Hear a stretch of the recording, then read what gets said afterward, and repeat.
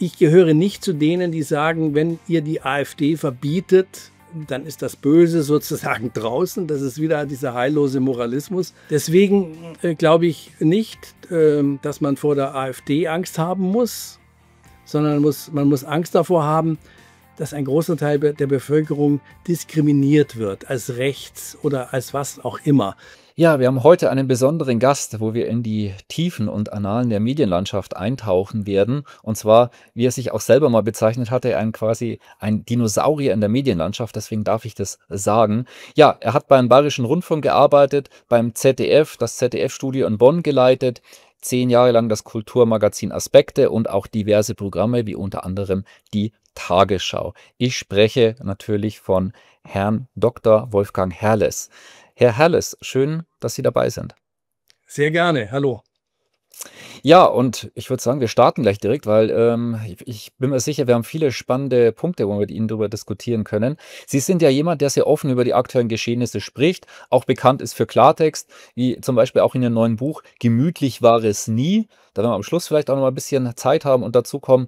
Ja, wir haben ja viele Probleme in Deutschland. Themen wie Immigration, Sozialpolitik, potenzielle Kriegsgefahr mit Russland. Holen wir da vielleicht mal die Leser ab. Wie sehen Sie denn die Richtung in Deutschland und was aktuell passiert?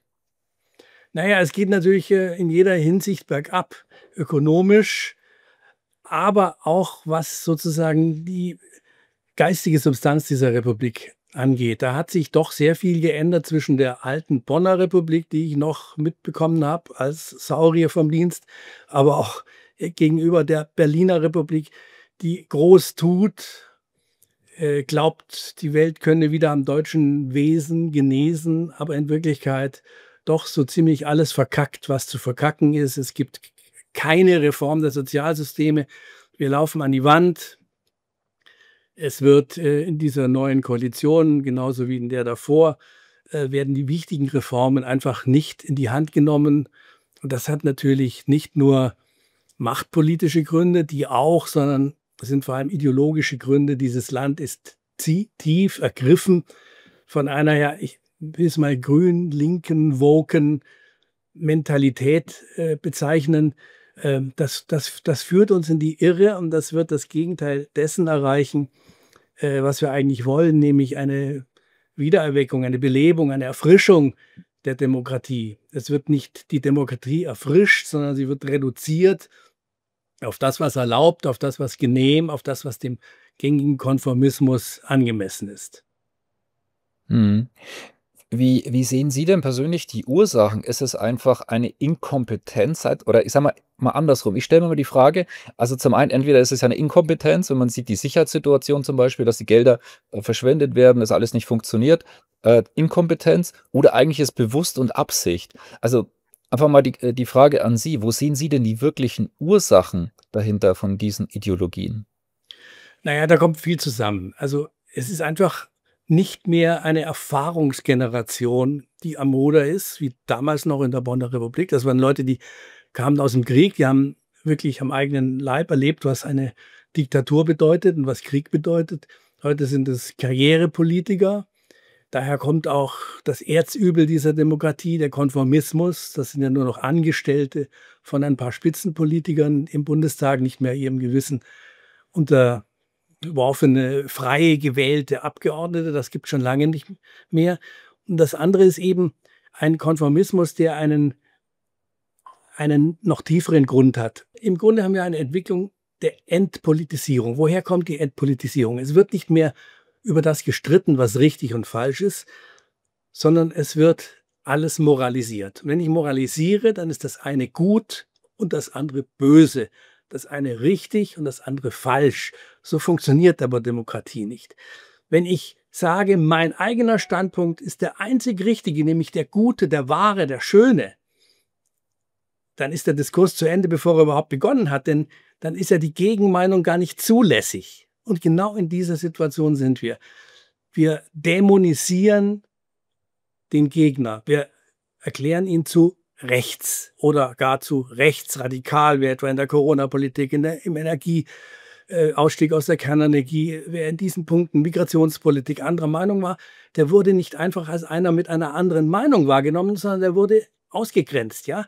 Der wurde der Delegitimierung des Staates bezichtigt gar. Der wurde wie der Gründer der Querdenker wegen ein paar Euro ins Gefängnis geworfen.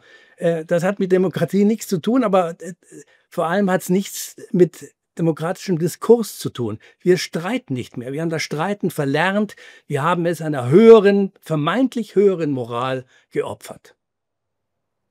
Mhm. Das bringt mich auch zu der Frage, wie demokratisch sind wir denn in Deutschland Ihrer Ansicht nach aktuell wirklich? Naja, wir sind wahnsinnig scheinheilig.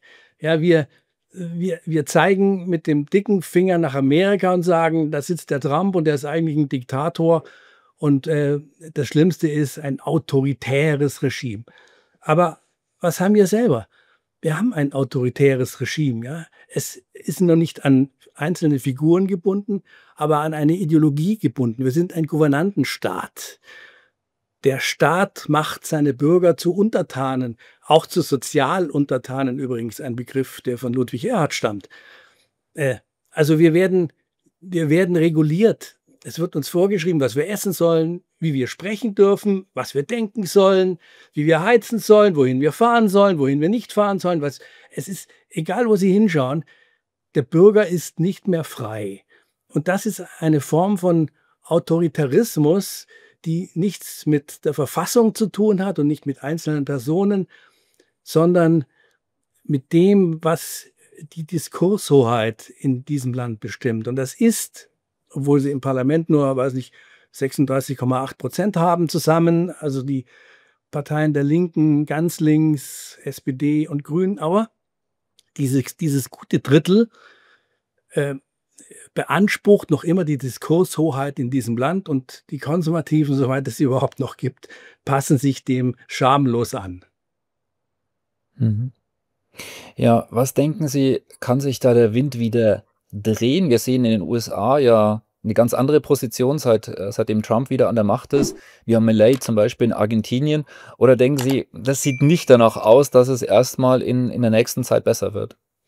Also wir haben ja zwei große Probleme. Das eine Problem ist der Kulturkampf. Es ist wirklich ein Kulturkampf. Die Bildungskrise, die Einseitigkeit der Medien, die Wokeness. Das spricht alles dafür, dass es in dieser verwöhnten, dekadenten Generation der Wohlstandskinder tatsächlich sowas wie einen Selbsthass gibt. Ja, man ist im Grunde genommen verachtet man die eigene Zivilisation. Ja, man möchte das alles ganz anders haben. Das ist ein großes Problem, weil man das nicht mit Wahlen oder mit politischen Entscheidungen korrigieren kann. Das andere, das ist, was passiert mit unserem Parteiensystem, mit unserem parlamentarischen System. Ja, ich gehöre nicht zu denen, die sagen, wenn ihr die AfD verbietet, dann ist das Böse sozusagen draußen. Das ist wieder dieser heillose Moralismus. Sondern es sind fast ein Viertel, ein Drittel der Bevölkerung, die AfD wählen, nicht weil sie rechtsradikal wären, aber es macht ihnen nichts mehr aus, für rechtsradikal gehalten zu werden. Das ist eine interessante Entwicklung. Die wählen trotzdem AfD, weil sie sagen, alles ist besser als dieser Verein, der sich diesen Staat im Grunde zur Beute gemacht hat. Deswegen glaube ich nicht, dass man vor der AfD Angst haben muss, sondern man muss Angst davor haben, dass ein großer Teil der Bevölkerung diskriminiert wird, als rechts oder als was auch immer. Warum war wenn ich mal ganz kurz wieder zurückgucken darf auf die Bonner Republik, was zeichnete diese frühe Gesellschaft der Bundesrepublik aus? Es war eine Leistungsgesellschaft und eine Aufstiegsgesellschaft. Ja, man musste, weil alles kaputt war, also wirklich auch moralisch alles kaputt, musste man den Motor wieder anwerfen. Das war das Wichtigste, was zählte. Aufstieg war nicht ein hehres Versprechen, sondern es war tatsächlich ein Aufstieg für so gut wie jedermann. Und es war, das ist das Wichtige, die bezeichneten sich ja auch selber so, es gab ein Buch mit diesem Titel, ein Bestseller, es war die skeptische Generation. Wenn Sie heute skeptisch sagen, sind Sie schon am Arsch. Ja? Dann sind Sie ein Klimaskeptiker, ein Corona-Skeptiker, dann sind Sie auch gleich ein Klimaleugner und ein Corona-Leugner. Also Skepsis ist in Faschismus geraten. Dabei ist es die wichtigste demokratische Eigenschaft, die man überhaupt haben kann. Übrigens auch die wichtigste Eigenschaft eines Journalisten. Deswegen habe ich mein Buch, meine Lebensbeschreibung Erinnerungen eines Skeptikers genannt. Aber es ist nicht mehr so, dass ein Skeptiker was Positives ist, ein Lob, wie es früher war, sondern es ist eigentlich schon ein Verdikt. Oh, guck, das ist ein Skeptiker. Mhm. Ja, ich wollte mit Ihnen Sie haben auch einen Begriff ja genannt, beziehungsweise eine Partei, die AfD, auf die wollte ich auch kurz zu sprechen kommen. Und wie ist denn Ihre persönliche Meinung über die AfD und sollte diese verboten werden? Naja, also verboten auf gar keinen Fall. Die können ja nur beweisen, dass sie genauso schlecht sind wie die anderen und genauso etabliert sind wie die anderen, wenn man sie erstmal ranlässt. Es wird dann sehr schnell herauskommen, dass sie auch nur mit Wasser kochen. Es ist ja keine geschlossene Partei mit einem geschlossenen Weltbild. Da gibt es Libertäre und da gibt es Nationalsozialisten auch, richtige Rechtsradikale, aber vor allem Nationalisten. Ein richtiger Liberaler kann kein Nationalist sein. Das ist ein Widerspruch in sich. Eine Marktwirtschaft hat immer mit Freiheit und mit globaler Handelsfreiheit zu tun. Also da wird man keinen finden wie den Milei. Wir bräuchten sicher mehr Politiker, die so ticken wie der Argentinier Milei. Ja, aber auch in der AfD sehe ich niemand, der dafür das geistige oder das ökonomische Rüstzeug hätte. Das gibt es leider nicht. Also die drohen mit der Kettensäge, aber wahrscheinlich wissen sie gar nicht, wo der Knopf ist, mit dem man die Kettensäge anstellt. Also ich verspreche mir einfach inhaltlich, programmatisch nicht allzu viel von der AfD, aber die Chance müssen sie erstmal kriegen. Man hat auch in Italien gedacht, dass das ganz was Schlimmes wird, wenn jetzt plötzlich eine neofaschistische, wie es immer geheißen hat, Ministerpräsident da ist, die ist heute so unumstritten wie kein Ministerpräsident Italiens zuvor. Die macht einen guten Job. Man weiß nicht, wie es in Frankreich wird.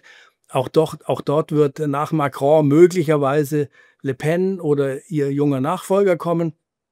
Man wird sehen, dass überall in Europa tatsächlich das Pendel zurückschwingt, dass diese ideologisch bedingte Deindustrialisierung, die natürlich unter dem Rubrum, wir müssen das Klima retten, glaubt, sie sei auf dem richtigen Pfad, die wird es sehr viel schwerer haben in Zukunft. Und das ist auch etwas, was man nur hoffen kann. Mhm. Gut, kommen wir mal auf die Medienlandschaft auch zu sprechen. In unserem zweiten Teil quasi von dem Interview. Das ist ja auch Ihre persönliche Expertise, beziehungsweise sind ja viele Jahrzehnte in diesem Bereich. Wie verbunden ist denn das Verhältnis aktuell von Politik und Medien? Also ich habe schon so den Eindruck, dass es da so eine gewisse, naja, Symbiose gibt und dass die sich so arrangieren. Ne? Eine Krähe pickt der anderen keine aus, beziehungsweise dass es so möglicherweise wie so eine Hierarchie gibt, wo es eben auch, ja, wo klar bestimmt ist, wer was zu sagen hat. Wie läuft es in der Praxis ab? Da müssen wir wieder unterscheiden zwischen den, in Anführungszeichen, Staatsmedien, ARD, ZDF und den anderen. Aber im Prinzip ist es das gleiche Problem. Also in der alten Bonner Republik, ich komme immer wieder darauf zurück, weil ich das nun mal erlebt habe. Ich war ja noch Studioleiter in Bonn. Da hatte man sehr viel mehr als heute eine Parteinähe. Die einen waren SPD-nah, die anderen waren unionsnah, aber jeder konnte auf seinem Medium eigentlich machen, was er wollte. Dieses breite Meinungsspektrum war nicht nur zugelassen, sondern es war ausgesprochen erwünscht. Es gab Rotfunk und Schwarzfunk, um es einfach zu sagen. Heute ist es nicht mehr so, aber es ist nicht besser geworden. Heute zählt nur noch die Quote auf der einen Seite, also es gilt nur noch das, was Zuschauer bringt, und auf der anderen Seite, alle sagen dasselbe, alle machen dasselbe, alle stehen auf demselben Standpunkt. Das ist eine Form von Konformismus. Der Konformismus ist, ich habe es glaube ich schon gesagt, die Todsünde dieser Demokratie. Die sehen Sie aber in allen wichtigen Berufszweigen. Nehmen Sie das Spitzenmanagement. VW hat sich selbst ruiniert. Warum? Weil das Spitzenmanagement von VW wie die Wahnsinnigen dieser Vollelektrifizierung der Politik hinterhergerannt ist. Ja, und heute haben sie den Salat. Dasselbe sehen Sie im Gesundheitssystem. Wir haben ein Gesundheitssystem, das so nicht weitergehen kann. Aber wo sind die Chefredakteure, die rechtzeitig sagen, so geht das nicht, wir müssen das anders organisieren? Im Gegenteil, es waren die sogenannten Corona-Experten, die Virologen, die der Politik noch nach dem Mund geredet haben in dieser völlig irrsinnigen, freiheitsberaubenden Corona-Zeit. Und so ist es natürlich auch im Journalismus. Das sind ja dann auch noch bei ARD und ZDF Leute, die ihre Karriere davon abhängig gemacht haben, wie irgendwelche politischen Gremien über sie denken. Und so kommen eigentlich nur Leute an die entscheidenden Stellen, die nicht unbedingt links sind oder grün sind, aber die so tun müssen, als seien sie grün, ja, als seien sie Mainstream. Mainstream ist ein Heiligtum. Die Quote ist das allergrößte Heiligtum, aber wir kriegen ja keine Fernsehgebühren und Rundfunkgebühren für die Quote, sondern wir kriegen sie für den Programmauftrag. Und der Programmauftrag wäre eben ein ganz anderer. Der Programmauftrag, sonst bräuchte man die öffentlich-rechtlichen Medien ja gar nicht, ist ja den demokratischen Diskurs, also den Streit, dem Streit ein Podium zu bieten, eine Bühne zu bieten, diesen Streit zu organisieren, ihn zuzulassen und nicht so ein volkspädagogisches Angebot abzuliefern. Es war sehr komisch. Erst jetzt, ja, 10 Jahre Merkel, 10 Jahre, wir schaffen das. Das war Hofberichterstattung in reinstem Format, was ARD und ZDF da geboten haben. Ne? Statt das kritisch zu hinterfragen, was in den letzten 10 Jahren seit diesem wir schaffen das in diesem Land geschehen ist oder vielmehr was nicht geschehen ist, dass man A gesagt hat, aber nicht mehr B und B hätte geheißen Integration, Integration, Integration und nicht muslimische Parallelgesellschaften. Ja, ich denke, der Begriff Konformismus und den mal zu hinterfragen, trifft sehr, sehr gut. Da würde mich auch Ihre persönliche Geschichte mal interessieren, weil Sie hatten ja auch interessante politische Erlebnisse. Da gab es ja damals noch einen Bundeskanzler. Viele werden sich ja gut erinnern, und zwar den Helmut Kohl. Den kennen Sie ja auch recht gut. Vielleicht können Sie mal kurz zusammenfassen, was ist denn damals passiert und wie war diese Zusammenarbeit mit ihm? Naja, die Methoden haben sich nicht geändert. Ich bin damals rausgeflogen als Bonner Studioleiter. Warum? Weil ich 1990, 91, als die Wiedervereinigung von ihm organisiert wurde, mir erlaubt habe, nicht einfach in den Jubel, in den Nationalrausch einzustimmen, sondern gesagt habe, war ich aber nicht der Einzige, nur beim ZDF war ich der Einzige, das war mein Verhängnis. Moment, das mit der Währungsunion 1:1, 1:2, ihr macht die ganze DDR-Wirtschaft kaputt, das ist nicht zu bezahlen. Das wird nicht dazu führen, dass wir die Einheit vollenden, sondern das wird zu einer Spaltung führen. Da hat man ja inzwischen gesehen, ja, die Ostdeutschen wählen anders, sie denken anders, sie haben ein ganz anderes Verhältnis zu dem politischen System. Das sind die Fehler, die Folgen der Fehler, die damals gemacht wurden. Aber ich habe das halt auf dem Sender meine Meinung vertreten und dann musste ich gehen. Und das waren dieselben Mechanismen, die ich Jahre später bei Kollegen beobachtet habe, auch an mir selber. Ausstieg aus der Kernenergie, ja, da durften sie nicht dagegen sein.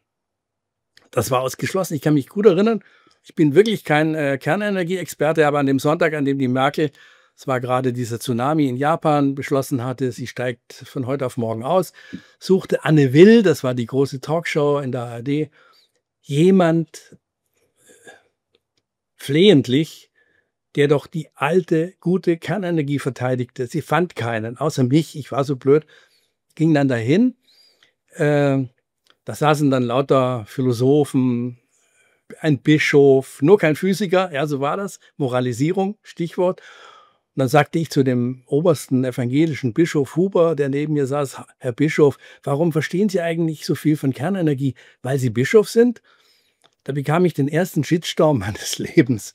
Und am nächsten Morgen rief sogar mein Verlag an. Ich schreibe auch Romane, bin auch Schriftsteller. Rief mein Verlag an und sagte zu mir, wollen Sie sich Ihre Leser vergraulen? Ja, so subtil läuft das. Also in Kernenergie, selbe Methode, durften sie nicht anderer Meinung sein. Migration, da war es am ehesten noch erlaubt, aber zum Beispiel bei Corona. Ja, einer, der hinging und sagte, es ist doch Blödsinn, den Leuten das Spazierengehen im Park zu verbieten und so weiter. Und diese Impfpflicht ist ganz unmöglich. Wer das gesagt hätte, wäre ich kenne Kollegen, die an die Wand gelaufen sind, die keine Stücke mehr machen durften, weil sie der falschen Meinung waren. Also so wie das funktioniert, der Mechanismus, der hat sich eben seit 1990, 91 leider nicht geändert, sondern er ist noch schlimmer geworden. Spannend. Das bringt mich zu der Frage, wie sehen Sie das denn bei Ihnen? Weil Das klingt ja nicht immer sehr einfach. Und das heißt, wie häufig hatten Sie denn Gewissenskonflikte? Mussten Sie ständig damit leben? Sie schreiben im Buch auch, oder der Titel ist ja schon „Gemütlich war es nie." Das heißt, also einfach war es für Sie anscheinend auch nie wirklich. Also, wie sehr ist denn so eine Arbeit mit Gewissenskonflikten verbunden? Also, ich beklage das nicht, dass es nie gemütlich war, sondern im Gegenteil. Ich sage, wer es gemütlich haben will, sollte nicht Journalist werden. Das ist der völlig falsche Ansatz, sondern sich ins Gefecht zu schmeißen und für seine Meinung zu stehen und da auch anzuecken. Das ist der eigentliche Spaß am Journalismus. Ja, es gibt Berufe, wo man besser verdient und wo man mehr, mehr das Leben genießen kann, als wenn man da dauernd sich in dieser aktuellen Mühle treiben lässt. Nein, ich finde, wir sollten wieder ein etwas ungemütlicheres Land werden. Und natürlich, jeder steht vor Gewissenskonflikten. Wo sind die Grenzen der Anpassung? Wo sind das war noch ganz früh, da war ich noch beim Bayerischen Rundfunk und leitete da eine Nachrichtensendung im dritten Programm. Die Rundschau, die gibt's immer noch. Und da habe ich halt nassforsch, wie ich war, gelegentlich ein Stück nicht gesendet, weil es mir zu parteipolitisch einseitig CSU-nah erschien. Und dann kam der Chefredakteur und sagte wörtlich zu mir: Beißen Sie sich sonst was in den Hintern, aber denken Sie daran, Sie werden auch mal Chef sein. Und dann müssen Sie genauso handeln wie ich jetzt. Von oben nach unten verbieten, nur weil über mir noch jemand anderer gerne was im Programm haben möchte oder auch nicht. Ja, aber dafür gibt es sowas wie Rückgrat. Aber ich habe es ja vorher gesagt, wo finden Sie Rückgrat in der Industrie? Wo finden Sie Rückgrat in der Politik? In der Politik ist es am schlimmsten. Wenn wir da mehr Leute mit Rückgrat hätten, müsste man sich über diese Demokratie keine Sorgen machen. Aber ich fürchte, man muss sich Sorgen machen. Mhm. Das bringt mich zu der Frage, wer bestimmt denn dann eigentlich, was wir in Deutschland zu lesen bekommen? Sie schreiben ja gerade, ja, da gibt's einen drüber und dann vielleicht noch einen drüber, bis irgendwann mal so das Ende ist. Und über Konformismus und Co. haben wir ja bereits gesprochen, dass die meisten da vielleicht gar nicht in Anführungszeichen die Wahl haben, beziehungsweise dann vielleicht gegangen werden. Das würde ja im Endeffekt bedeuten, es sind eigentlich nur ein paar Menschen, die wirklich entscheiden, was wir zu lesen bekommen und wie die Meinung im Volk geprägt wird. Also es sind nur ein paar Leute, die bestimmen, was passiert. Das ist richtig. Aber der Bürger ist kein Konsument. Ja, das ist etwas, was uns die Merkel und andere beizubringen versuchten. Sie sind ja eigentlich Konsument. Nehmen Sie doch einfach, was wir machen. Ja, wir kümmern uns schon um die wahren Geschichten in diesem Land. Nein, der Bürger, wenn er ein mündiger Bürger sein will, der ist verpflichtet, sich zu informieren. Und das ist halt nicht mehr so wie früher, 20 Uhr die Tagesschau anschalten und dann glaubt man, man sei informiert. Oder das Lokalblättchen abonnieren und lesen und dann glaubt man, man ist informiert. Nein, es ist heute auf der einen Seite schwieriger geworden und auf der anderen Seite leichter. Leichter, weil es ja die ganzen sozialen Medien gibt, weil es ja die vielen alternativen Medien gibt, weil es Ihr Medium gibt, weil es andere Medien gibt. Man hat eine viel größere Auswahl, aber man muss das aktiv betreiben. Und man darf auch nicht einen neuen Fehler machen, den viele Alternative machen, ja, die bleiben dann in ihrer Blase. Die informieren sich dann auch nur noch in ihrem alternativen Medium und nirgendwo mehr sonst. Da fällt man in die gleichen falschen Muster wie vorher. Nein, man muss schon schauen, dass man die ganz unterschiedlichen Meinungen, die es in dieser Gesellschaft gibt, versteht, sich anhört, sich anschaut und dann eine eigene Meinung bildet. Eine eigene Meinung bilden, das hat tatsächlich was mit Bildung zu tun. Also Maßstäbe für sich selbst entwickeln, nach denen man die Dinge beurteilt. Das macht das Wesen der Demokratie aus, übrigens schon im alten Athen. Da könnte ich stundenlang davon reden. Und deswegen ist auch die Bildungskatastrophe so schlimm. Ja? Leute, die jetzt sagen, ja, ach, wozu muss ich denn noch das alles wissen? Und jetzt gibt's ja bald die künstliche Intelligenz, da muss ich noch nicht mal mehr eine Fremdsprache lernen. Das wird mir alles, ja, das ist so eine Konsumentenhaltung.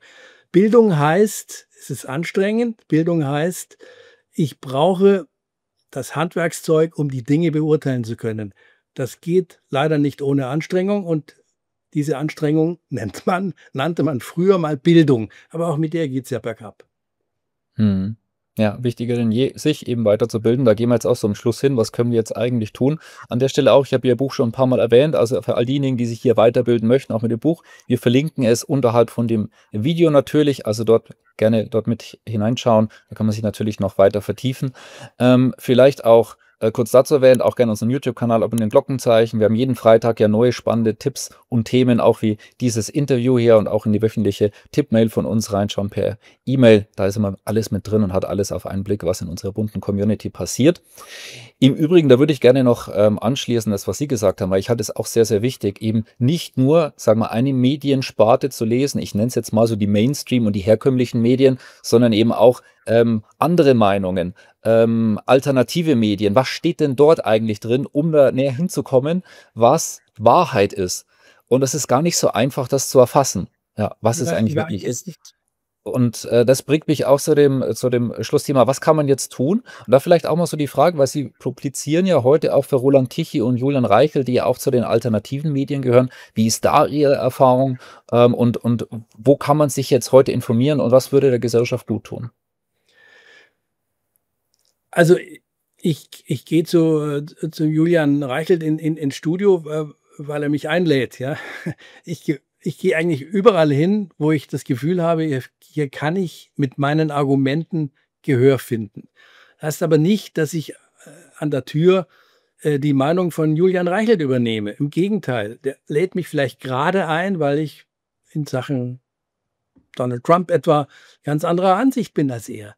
Ähm, der kann sich ja auch nicht nur auf so ein paar Jünger verlassen, die das nachbeten, was er findet. Das würde seiner Sendung nicht gut tun.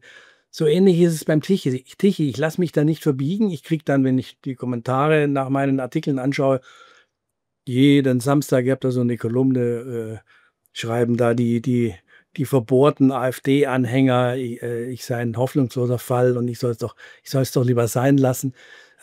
Aber so funktioniert es eben nicht, ja. Gemütlich war es Das nie, ne? weiß auch der Roland Tichy, dass es so nicht funktioniert. Er ist froh, dass auch er einen Liberalen hat und nicht nur stramme Rechte. Ja. Gut, und ja, wie kann man, was sollten wir jetzt als Gesellschaft jetzt tun? Das auch vielleicht so abschließend. Was wäre jetzt so der Aufruf? Wie kann man da so manche negative Tendenzen in eine andere Richtung bekommen? Naja, es sind zwei Dinge. Der Bürger darf sich nicht zum Untertanen machen lassen. Er darf nicht alles, was von ihm der Staat verlangt, ähm, willig und freudig befolgen. Er muss, so der Titel eines anderen Buchs, das ich mal geschrieben habe, mehr Anarchie wagen. Mehr Anarchie wagen, indem er nicht jede Vorschrift hundertprozentig erfüllt. Ja, das machen die Deutschen ja sowieso. Jede europäische Vorschrift wird in Deutschland übererfüllt. Der Steuerstaat ist ein Ärgernis ersten Grades. Dagegen kann man aber mit rechtsstaatlichen Mitteln vorgehen. Ich kann nur jedem raten, mit dem Finanzamt in den Clinch zu gehen. Ja? Das ist sozusagen das Individuelle, seine eigene Freiheit zu verteidigen. Das ist ganz wichtig. Und das andere ist eben, sich gegen die Entpolitisierung unserer Politik zu stemmen. Ja, darauf zu bestehen, dass jetzt der neue Bundeskanzler, er meint ja vieles richtig und sagt vieles richtig, aber dann gibt er doch wieder der SPD nach. So wird das nichts. Ja? Politik heißt Streit. Und wenn dann die Regierung zerbricht, weil der Streit nicht ausgehalten wird von dem einen oder anderen, ja, dann muss man eben nochmal wählen. Ja, aber allein um des Machterhalts willen seine Meinung zu verstecken oder sich einer vorgegebenen Meinung anzupassen, das zerstört die Demokratie, nichts anderes. Ja, also die Begriffe, die mir auch nach unserem Interview jetzt so hängen bleiben: Konformismus und Moralisierung und dann eben auch die eigene Freiheit verteidigen und auch mehr Diskurs und halt auch mal in den Streit reingehen. Das finde ich, ist ein sehr spannender Ansatz. Schöne Schlussworte von Ihnen. Vielen herzlichen Dank für das spannende Interview. Ja, und vielleicht sehen wir uns an nächster Stelle mal wieder und dann können wir vielleicht im nächsten Jahr mal wieder mal ein paar spannende Themen diskutieren. Danke an Sie Sehr gern, und sehr gern. Vielen vielleicht Dank, Herr Wittmann.